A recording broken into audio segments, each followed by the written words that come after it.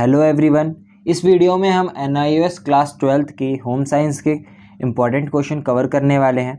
इससे पहले मैंने पॉलिटिकल साइंस और इंग्लिश के इम्पॉर्टेंट क्वेश्चन की वीडियो अपलोड कर दी है। अगर आपने नहीं देखी है तो मैंने लिंक डिस्क्रिप्शन बॉक्स में डाल दिया है, आप उस पर क्लिक करके जाके देख सकते हैं। और अगर आपने अभी तक हॉल टिकट डाउनलोड नहीं किया है तो उसका ट्यूटोरियल का भी लिंक मैंने डिस्क्रिप्शन में डाल दिया है, आप उस पर क्लिक करके सीधा देख सकते हैं कि कैसे आपको हॉल टिकट डाउनलोड करना है। तो जाइए और कर लीजिए।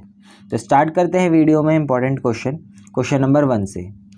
नियमित धूम्रपान और शराब के सेवन में से प्रत्येक के हानिकारक प्रभावों का नाम बताइए। तो पहला क्वेश्चन हमारा ये है, तो जो व्यक्ति नियमित रूप से धूम्रपान करता है और शराब का सेवन करता है उसे फेफड़ों में लंबे समय तक कैंसर होने की समस्या होती है, कि उसको काफ़ी टाइम तक कैंसर हो सकता है और काफ़ी लंग्स की बीमारी भी हो सकती है, इसलिए धूम्रपान और शराब का सेवन नहीं करना चाहिए। तो बढ़ते हैं नेक्स्ट क्वेश्चन पे, क्वेश्चन नंबर 2 पे। एकल परिवार और में पड़े बड़े बच्चों की 2 विशिष्ट विशेषताओं की पहचान कीजिए। तो 2 पहचान बोली थी मैंने, 3 दे दी है, आपको जो भी अच्छी लगी है वो आप याद कर सकते हैं। पेपर में तो क्वेश्चन 3 मार्क्स का भी आ सकता है, 2 मार्क्स का भी आ सकता है, तो उसके अकॉर्डिंग आपको लिखना है। बच्चे सक्रिय रूप से अपना काम करने में शामिल होते हैं। मतलब अपनी अच्छे तरीके से अपना काम कर लेते हैं। वे अधिक आत्मनिर्भर होते हैं और स्वतंत्र हो जाते हैं। मतलब अपना काम खुद कर लेते हैं और बिल्कुल इंडिपेंडेंटली हो जाते हैं, किसी पे डिपेंडेंट नहीं होते अपने काम के लिए। बच्चों को अपने माता पिता से सारा प्यार, स्नेह और मार्गदर्शन मिलता है। और अब उनको क्या है कि यहाँ पे सारा मार्गदर्शन वगैरह जो है, क्या चीज़ कैसे करनी है, उस सबकी उस चीज़ में उनके पेरेंट्स उनकी हेल्प कर देते हैं। तो ये फ़ायदा होता है एकल परिवार का। आगे बढ़ते हैं क्वेश्चन नंबर 3 पे। यह दर्शाने के लिए उदाहरण दीजिए कि किस प्रकार एक किशोर की सोच बच्चे की सोच से भिन्न होती है। तो यहाँ पे दे रखा है मैंने, किशोर अवस्था के दौरान होने वाले संज्ञानात्मक विकास के परिणाम स्वरूप व्यक्ति की सोच बहुत अधिक व्यवस्थित और कुशल हो जाती है। यानी जब बच्चा किशोर अवस्था में होता है, यानी जो हमारी एडोलेसेंट एज होती है 14 के आफ्टर 14, उसमें क्या होता है कि बच्चे की सोचने की शक्ति जो होती है वो और ज़्यादा अच्छी हो जाती है और अच्छे से समझने लग जाता है वो बातों को। इस उम्र में बच्चा छोटी उम्र की तुलना में अधिक आसानी से और जल्दी से समस्याओं को समझ सकता है। वो समस्याओं को बहुत ही जल्दी समझता है, ये यहाँ पे दिया हुआ है मैंने पॉइंट, और समाधान ढूंढ सकता है और उसका सॉल्यूशन भी ढूंढ सकता है। इस स्तर पर समस्या आसान लगती है जिन्हें पहले हल करना मुश्किल लगता था। यानी इस टाइम पे ये जो एज है, इस एज पे क्या हो जाता है, जो उनको प्रॉब्लम सॉल्व करने में मुश्किल आती थी, दिक्कतें आती थी, उनको बड़े ही आराम से सॉल्व कर लेते हैं। वे न केवल वास्तविक स्थितियों पर विचार कर सकते हैं बल्कि काल्पनिक लोगों के बारे में भी सोच सकते हैं। यानी जो लोग है ही नहीं उनके बारे में भी सोचना चालू कर देते हैं यहाँ पे, कि हाँ भाई ये बंदा ऐसा था, ऐसा करता था, ये सारी चीज़ें इसको देखा था मैंने, ये वगैरह ऐसी बातें सोचने लग जाता है। आगे बढ़ते हैं नेक्स्ट क्वेश्चन पे, क्वेश्चन नंबर 4 पे। घर में दालों का भंडारण करते समय ध्यान रखने योग्य 3 बातों की सूची बनाइए। तो अब कौन कौन सी 3 बातें हैं जिनको हमें ध्यान रखना चाहिए जब हम दाल घर में स्टोर करके रखते हैं। तो सबसे पहले लिखा है हमारा चयन।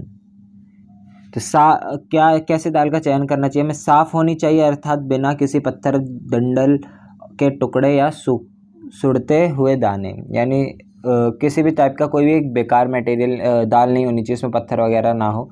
उसकी उचित रंग और रूप होनी चाहिए, यानी उसका रंग जो है कलर करके आती है काफ़ी दालें, तो कलरिंग वाली नहीं होनी चाहिए, ओरिजिनल मतलब सही होनी चाहिए, क्वालिटी उसकी बहुत ही अच्छी होनी चाहिए। कोई गांठ या जाला नहीं होना चाहिए जो कीड़े और घुन के कारण बनता है। अब कह रहे हैं कि उसमें ना तो कोई जाला, जिसमें हम स्टोर करके रख रहे हैं उस चीज़ में कोई जाला वगैरह नहीं होना चाहिए, क्योंकि उससे क्या होता है कि मकड़ी वगैरह, कीड़े उसमें पैदा हो सकते हैं। अब खरीदना कहाँ से चाहिए, सहकारी दुकानों से खरीदारी करने का प्रयास करना चाहिए। ऐसे कोऑपरेटिव शॉप से हमें खरीदना चाहिए, ऐसा बोल रहा है इस पॉइंट में। मौसम में खरीदारी करें, कि जब उसका सीज़न चल रहा हो तो उसी टाइम पे करें, क्योंकि अगर आप बाद में करते हैं या थोड़ा पहले करते तो चीज़ें जो है थोड़ी बेकार आने लग जाती हैं, भंडारण, अब उसको स्टोर कैसे करके रखना चाहिए, सूखे, साफ और वायुरोधी कंटेनरों में स्टोर करें, यानी कि ऐसी जगह जो सूखी हो, साफ हो और उसमें हवा ना आती हो, ऐसे कंटेनर में उसको रखना चाहिए। उपयोग किए जाने वाली विशेष आयुर्वेदिक गोलियां, अब जो नेफ्थलिन बॉल्स आती हैं, फिनाइल की गोलियां, वो सारी डाल के रखनी चाहिए, लेकिन ढंग से, क्योंकि उसमें केमिकल होता है। सूखी नीम की पत्तियों के साथ मिलाएं, अब सूखी नीम की पत्तियां डालने से भी क्या होता है कि कीड़े वगैरह नहीं लगते उसमें और काफ़ी टाइम तक सही रहती है। आगे बढ़ते हैं नेक्स्ट क्वेश्चन पे, क्वेश्चन नंबर 5।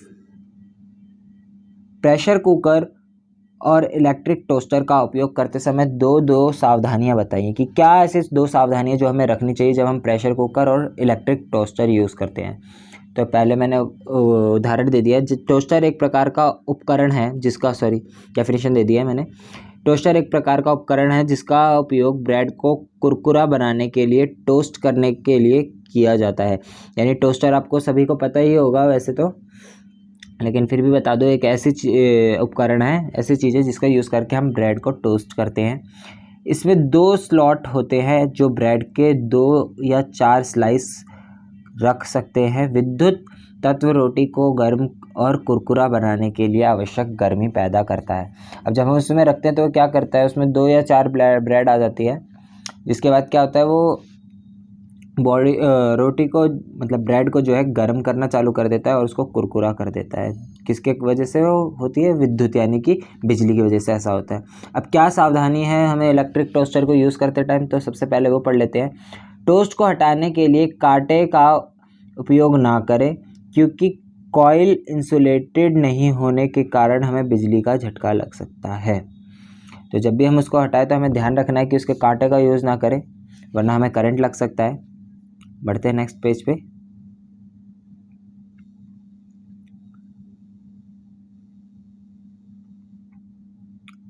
अब सेकंड पॉइंट, क्या हमें सावधानी रखनी चाहिए, टोस्टर में फिलिंग के साथ ब्रेड ना रखें, क्योंकि फिलिंग पिघलकर आग पकड़ सकती है।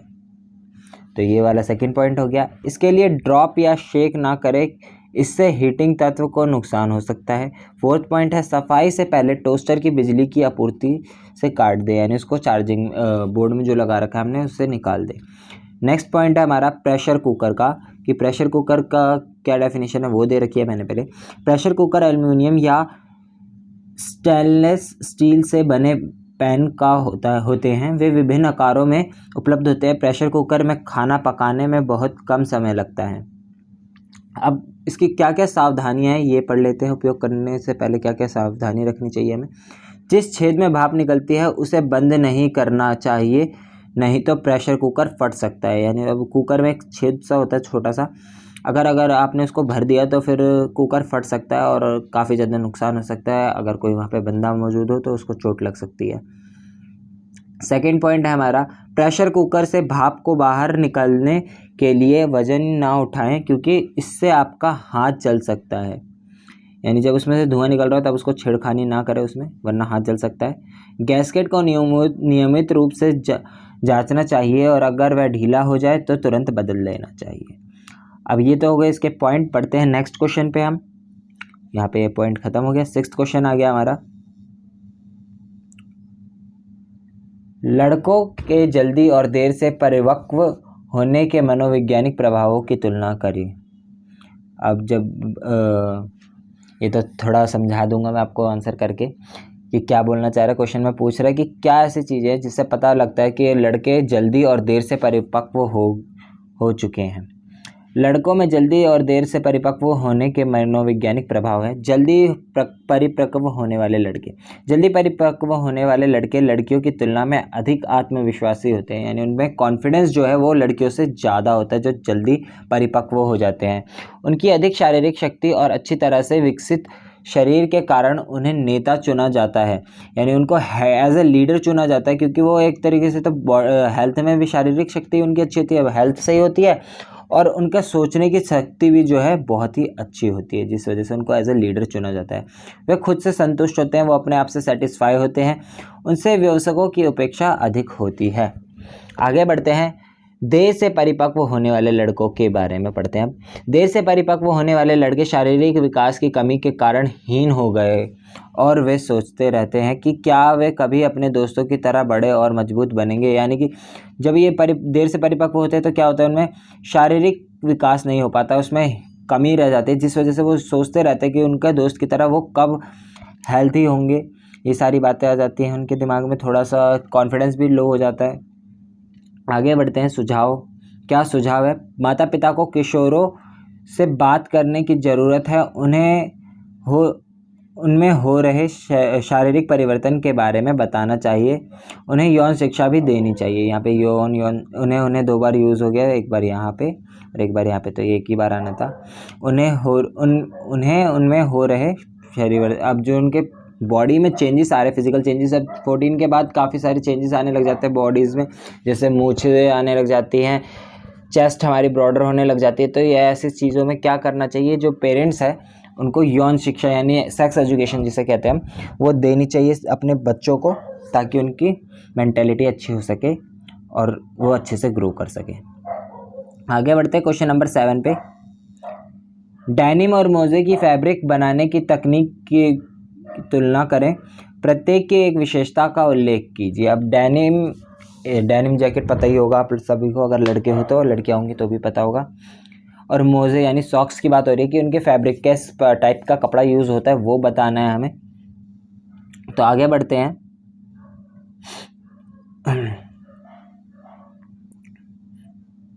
हाँ, डेनिम जैसे कपड़े क्विल बुनाई द्वारा बनाए जाते हैं। हमें कपड़े पर एक विकर्ण रेखा प्रभाव मिलता है। इस बुनाई से बने कपड़े सादे बुनाई की तुलना में अधिक मजबूत होते हैं, यानी बहुत ज़्यादा स्ट्रॉन्ग होते हैं, पता ही होगा आपको, आसानी से नहीं फटते ये। बुनाई से एक मजबूत कपड़ा मिलता है। बुना हुआ कपड़ा अधिक फैला हुआ होता है, इसलिए मोजे के लिए उपयोग किया जाता है, क्योंकि वे एक करीबी फिट के साथ गति की स्वतंत्रता को अनुमति देता है। अब जो सॉक्स में कपड़ा यूज़ होता है वो थोड़ा चिपका हुआ होता है, जिस वजह से हमें कंफर्टेबल रहता है और हम आराम से भाग सकते हैं। बुनाई हाथों और मशीनों द्वारा की जाती है। अब जब उसको बनाया जाता है तो मशीनों और हाथ दोनों का यूज़ किया जाता है। बुनाई मुख्य रूप से हौजरी के लिए उपयोग की जाती है। अब हौजरी के लिए यूज़ की जाती है, यहाँ पे बता दिया है। आगे बढ़ते हैं नेक्स्ट क्वेश्चन पे।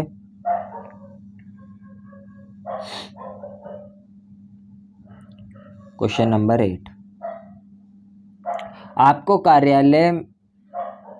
कार्यालय जाने वाले व्यक्ति के लिए उपयुक्त कपड़े का सुझाव देने के लिए कहा गया है। कुछ महत्वपूर्ण बिंदु लिखिए जो आपको चयन से प्रभावित करेंगे। अब कह रहा है कि जब ऑफिस वगैरह जाने वाले बंदे, ऑफिशियल कपड़े कुछ बताने हमें कि किस टाइप के कपड़े उन्हें पहन के जाने चाहिए। तो कपड़ों का चयन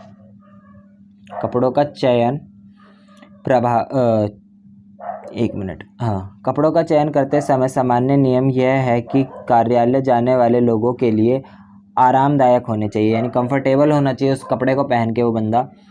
कपड़ा हमारे काम में हस्तक्षेप नहीं करना चाहिए और देखभाल करने में आसान होना चाहिए, यानी कि कोई ऐसा कपड़ा ना पहन ले जिससे हमें बार अपने काम को करने में दिक्कत हो, पहले कपड़ा संभालना पड़ रहा हो, बार बार काम न कर पा रहे हो हम कपड़े की वजह से, तो ऐसा कपड़ा बिल्कुल नहीं यूज़ करना हमें। ऑफिस में काम करने वाले लोगों को ऐसे कपड़े की ज़रूरत होती है जिन पर झुर्रियाँ ना पड़े, यानी जो सिकुड़न सी आ जाती है कपड़ों में, वो सिकुड़न ना आए, ऐसे कपड़ों का यूज़ करना चाहिए। जैसे वो लिनन के होने चाहिए। एक मिनट, ये मैं इरेज कर देता हूँ तब आपको दिखेगा अच्छे से। हाँ, लिनन चेक और सेल्फ पैटर्न पुरुषों के ऑफिस वेयर के लिए उपयुक्त है। तो ये 3 कैटेगरी बता दिए, इन टाइप के कपड़े पहन के हम ऑफिस वेयर जा सकते हैं। नेक्स्ट क्वेश्चन हमारा है, बर्निंग टेस्ट करते समय कौन से 2 संकेत कपास और सिंथेटिक फाइबर की पहचान करने की आपकी मदद करेंगे। तो आगे बढ़ते हैं, अब इस क्वेश्चन का आंसर सॉल्व करते हैं, देखते हैं।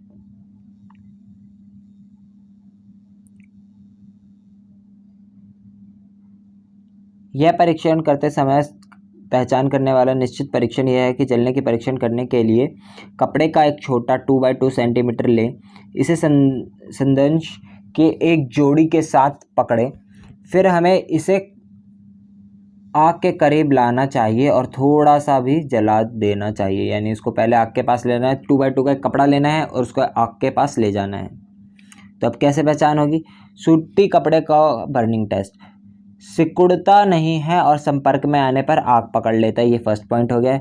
ये जल्दी जलता है, बहुत जल्दी जलता है, ये जलता रहता है, दिखाता है और चमक के बाद भी, ये थोड़ा पॉइंट में गड़बड़ हो गया तो ये पॉइंट हम काट देते हैं।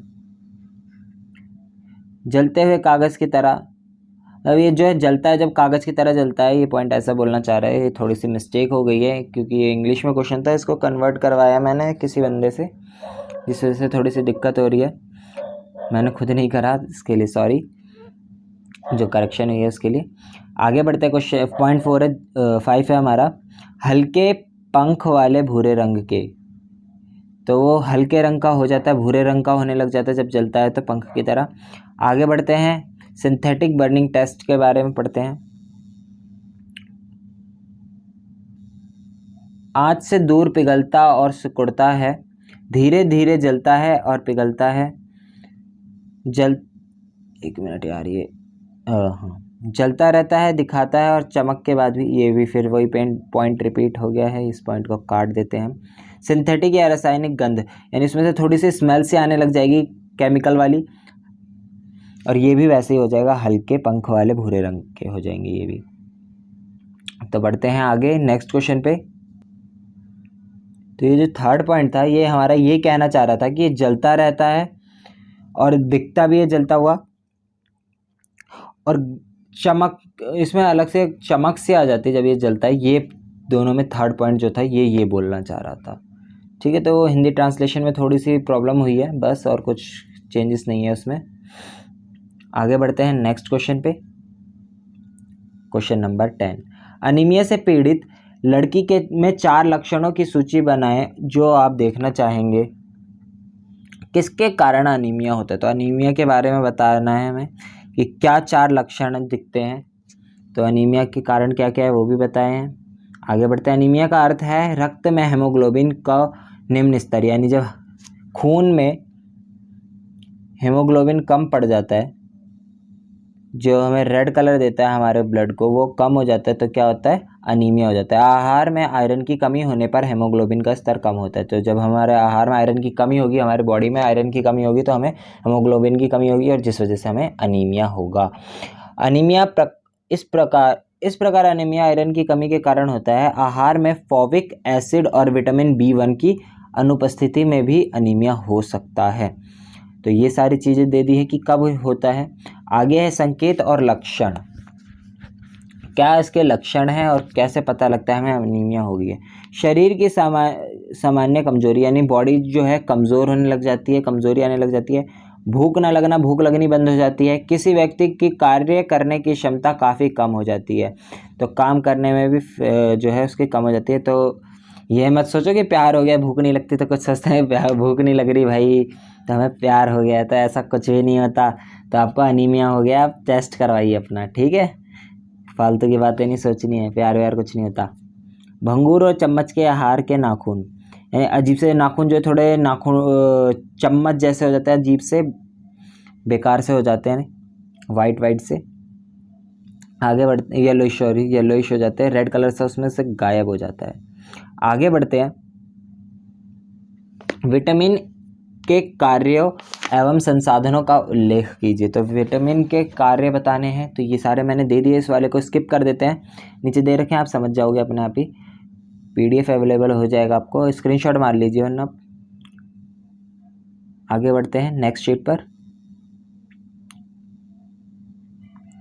तो इस वाले आंसर को स्किप कर रहा है। लास्ट क्वेश्चन पे आते हैं हम, कौशलों और योग्यताओं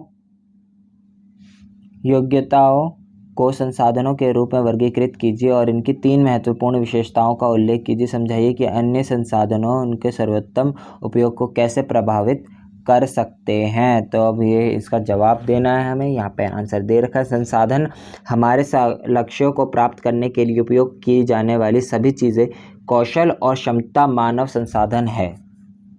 ये संसाधन जो है हमारे लक्ष्य को प्राप्त करने के लिए बहुत ही उपयोगी चीज़ है।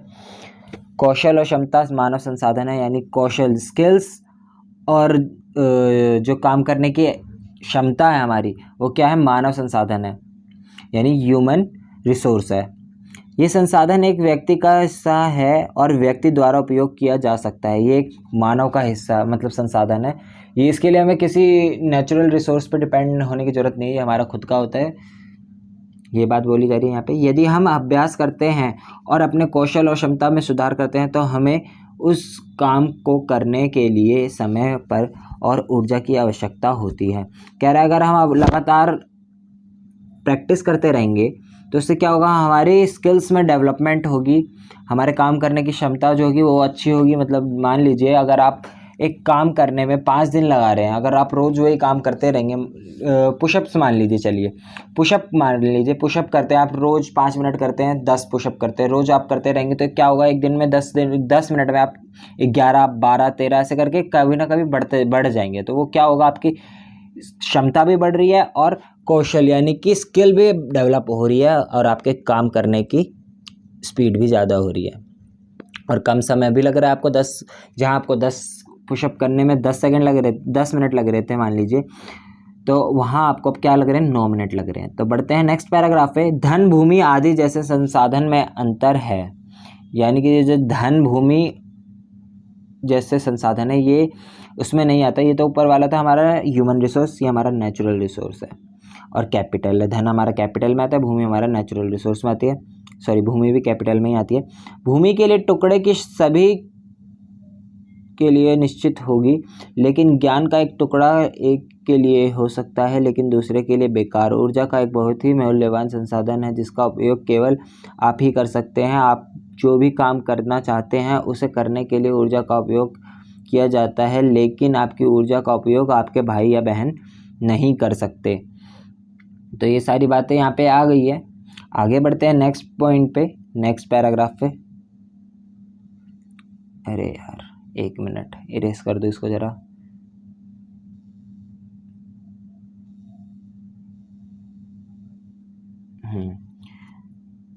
द्वारा नहीं किया जा सकता, वही बात अभी उसका आगे हो गया। यदि आपकी माँ को कपड़े सिलने का कौशल है तो कोई यह कुछ ऐसा है जो उसका और केवल वह ही उसका उपयोग कर सकती हैं और कोई नहीं कर सकता। यानी इस कुल मिला के इस पैराग्राफ में ये बात बोली जा रही है, अगर आपके पास कोई स्किल है तो आप ही केवल उसका यूज़ कर सकते हैं और कोई नहीं कर सकता। अगर आपको कुछ काम करना आता है तो आपका भाई वगैरह नहीं कर सकता उसको।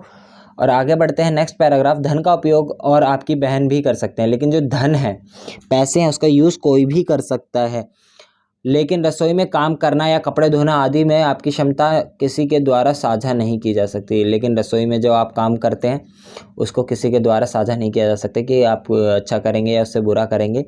तो इसी के साथ इस वीडियो का एंड होता है। आज की इस वीडियो में इतना ही। मिलते हैं नेक्स्ट वीडियो में, हम उसमें और भी क्वेश्चन कवर करेंगे।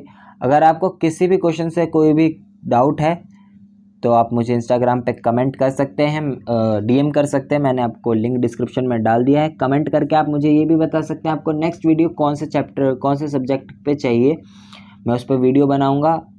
और अगर आपको ये वीडियो इंग्लिश मीडियम में चाहिए है, जैसे हिंदी मीडियम में थे क्वेश्चन, अगर इंग्लिश मीडियम में चाहिए तो आप मुझे कमेंट करके बता सकते हैं। आज के लिए इतना ही। Thanks for watching us, have a nice day. और हाँ, एक बात और, अगर आप चैनल पर नए आए हैं तो चैनल को सब्सक्राइब करना ना भूलें और वीडियो को लाइक कर दें। इससे हमारा कॉन्फिडेंस बनता है और हम और भी क्वेश्चंस लाते हैं।